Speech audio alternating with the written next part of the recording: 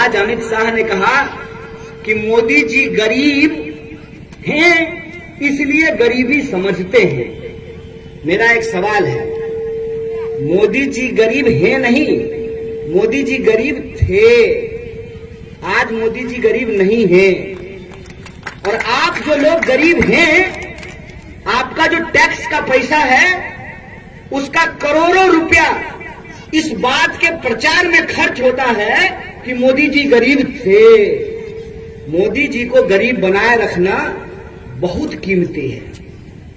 मोदी जी को बार बार गरीब बताना बहुत कीमती है।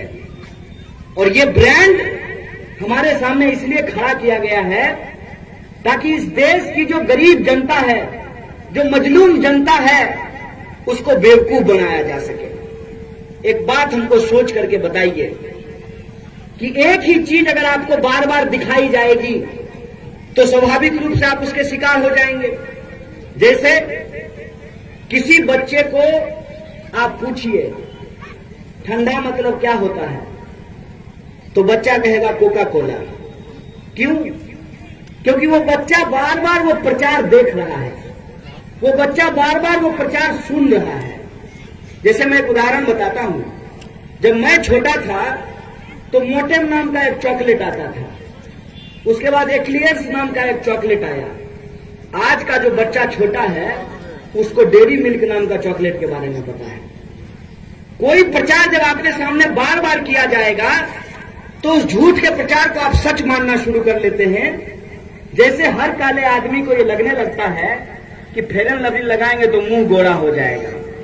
कितना भी फेयर एंड लवली मुंह में घस लीजिए, फेयर एंड लवली लगाने से कोई गोरा नहीं होता है। ये जो प्रचार है, इस प्रचार के बारे में मैं क्यों बोल रहा हूं? इस प्रचार के बारे में मैं इसलिए बोल रहा हूं कि यही प्रचार का तरीका आज राजनीति में भी इस्तेमाल किया जाता है। और प्रचार करने का अपना अपना एक तरीका होता है। जैसे भाजपा कहती है कि हम हिंदू राष्ट्र बनाएंगे, वैसे ही दूसरे दल कहते हैं कि हम सेकुलर हैं।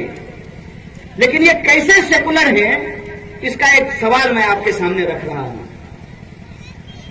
जब कोई व्यक्ति भाजपा के खिलाफ बोल रहा होता है तो वो सेकुलर होता है, और जिस दिन वो बीजेपी में शामिल हो जाता है तो वो कम्युनल हो जाता है। नीतीश जी जब बीजेपी के साथ थे तब वो कम्युनल थे, और नीतीश जी जब बीजेपी को छोड़ करके आरजेडी और कांग्रेस के साथ आ गए तब वो सेकुलर बन गए। ये चंद्रकांता सीरियल चल रहा है क्या देश में, कि बद्रीनाथ को जब मन करेगा तब उसका रूप धारण कर लेगा? सेकुलरिज्म प्रचार करने का चीज नहीं है। सेकुलरिज्म मंच पे खड़ा होकर के भाषण देने का सिर्फ चीज नहीं है। सेकुलरिज्म एक विचार है। और अगर आप सेकुलर हैं, और कोई भी सच्चा आदमी, मैं ये बात भी आपको बता देता हूं, कोई भी सच्चा आदमी जो धर्म को सही तरीके से समझता है, धर्म का जो मूल उद्देश्य है मानवता, कल्याण, दया, करुणा, भावना, एकता, मोक्ष, मुक्ति, इन मूल्यों को अगर जो भी समझता है वो सेकुलरिज्म का विरोधी नहीं हो सकता है। एक रिलीजियस आदमी, मैं एक बात पूछ रहा हूं, जो सुबह शाम मंदिर जाता है, भगवान की पूजा आराधना करता है, उसके मंदिर के सामने एक आदमी प्यास से तड़प करके मर रहा हो, तो क्या वो भगवान को मानने वाला इंसान, अगर सचमुच का वो भगवान का भक्ति करने वाला है, उसके भीतर अगर दया और करुणा है, तो उस आदमी का जात और धर्म पूछ करके उसको पानी देगा? और कोई 5 वक्त का यदि नमाजी है और वो नमाज अदा करके मस्जिद से बाहर निकला है, और कोई आदमी भूख से तड़प रहा है, तो वो 5 वक्त का नमाजी जो इस्लाम में भरोसा करता है, वो उसका जात और धर्म पूछ करके उसको पानी देगा? धार्मिक होने में और सांप्रदायिक होने में फर्क होता है, इस बात को समझिए। जो धार्मिक लोग होते हैं उनको धर्म के प्रति आस्था होती है, और जो सांप्रदायिक लोग होते हैं वो धर्म का धंधा करते हैं, धर्म की राजनीति करते हैं। इस बात को आप समझ लीजिए। हमारा देश धार्मिक है, लेकिन इस धार्मिक देश को आज सांप्रदायिक देश बनाने की कोशिश की जा रही है। और सांप्रदायिक देश कैसे बनाया जा रहा है?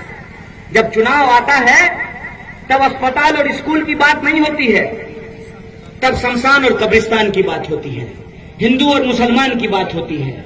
इस तरह से हमारे देश को सांप्रदायिक बनाया जा रहा है। प्रधानमंत्री कहते हैं मर जाऊंगा मगर देश नहीं बिकने दूंगा। तो मैं पूछता हूं मोदी जी, भारत पेट्रोलियम पाकिस्तान का कंपनी है कि हिंदुस्तान का कंपनी है? मरे नहीं अभी तक आप तो पूरा जिंदा हैं, पूरी दुनिया का वास्को डी गामा की तरह चक्कर लगा रहे हैं, चाइनीज प्रधानमंत्री के साथ बैठ करके झूला झूल रहे हैं। तो भारत पेट्रोलियम क्यों बिक रहा है? वो तो भारत की ही कंपनी है, क्यों उसको बेचा जा रहा है? ये प्रश्न आपके दिमाग में ना आए, ये प्रश्न आपके दिमाग में ना आए कि 2 करोड़ हर साल नौकरी देने का वादा था, 2 करोड़ नौकरी क्यों नहीं पैदा की गई? 15 लाख रुपए आपके खाते में पहुंचाने का वादा था, 15 लाख रुपए आपके खाते में क्यों नहीं पहुंचाया गया?